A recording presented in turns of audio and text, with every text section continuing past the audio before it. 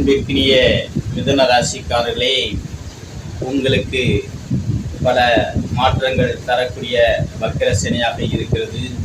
உங்களுக்கும் சனி யோகாதிபதி. அந்த யோகாதிபதி சனியாகப்பட்டவர் வக்கிரகதி அடையும் போது பல சோதனைகள் ஏற்படக்கூடிய நாட்களாக வரும். ஒரு 135 140 நாட்கள் அவர் வக்கிரகதியில் இருப்பதால் அந்த வக்கிர சனியாகப்பட்டது உங்களை சோதித்து பார்க்கும். ஆனால் உங்களுக்கு இயற்கையாகவே இரட்டை குணம் இருக்கும். அந்த இரட்டை குணத்தில் உள்ளவர்கள் பல மாற்றத்தை சந்திக்கத்தான் நேரும். ஆக வக்கரம் பெற்று வாக்கிய கருதப்படி உங்களுக்கு லாபஸ்தானம் மூத்த சகோதர ஸ்தானத்தை பார்ப்பதால் மூத்த சகோதர வகையில் சில மாற்றங்கள் ஏற்படலாம். தொழிலில் பல லாபங்கள் ஏற்றம் இறக்கத்தை சந்திக்கலாம். உங்களுக்கு தைரிய ஸ்தானத்தை வாக்கிய கணிதப்படி பார்ப்பதால் அவர் வக்கிரச்சு பார்ப்பதால் உங்களுடைய முயற்சிகள் தடைபடலாம். முயற்சிகளில் ஒரு மாற்றங்கள் ஏற்படலாம். தைரிய வீரியங்கள் குறையலாம். அப்ப மருத்துவ ஆலோசனை எடுப்பதற்கான மாதமாக அமைகிறது.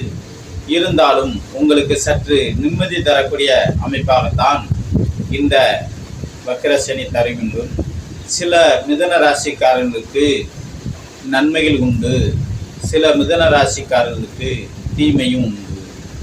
ஆக நன்மையும் தீமையும் கலந்த மாதமாக இந்த 3-4 மாதங்கள் செயல்படும் என்பது உண்மை. ஏன்னா 4 மாத காலத்துக்கு ஒரு கிரகம் வக்கிரத்தில் இருக்கும்போது அது சுபக்கிரகமே வக்கிர நிலையை அடையும் போது பல சோதனைகளை சந்திப்பது போலத்தான் இருக்கும். ஆனால் குடுக்கல் வாங்கல் நிலைகள் கண்டிப்பாக சீராகும். தங்களுடைய முயற்சிகள் வெற்றி நடை போடும்.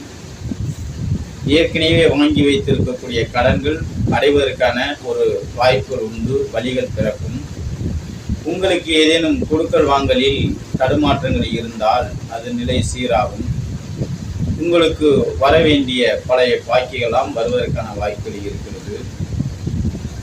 உடன்பிறப்புகளிடையே இருந்து வந்த சில மாற்றங்கள் உங்களுக்கு அந்த சலசலப்பெல்லாம் மனக்கசப்பெல்லாம் விலகி ஒரு சுமூகமான நிலைக்கு வருவதற்கான வாய்ப்புகள் இருக்கிறது. அதே நேரம் உங்களுடைய மூத்த சகோதரரால் சின்ன சின்ன தடைகள் ஏற்பட்டாலும் இளைய சகோதரத்தால் உங்களுக்கு சில நன்மைகள் ஏற்பதற்கான வாய்ப்புகள் இருக்கிறது.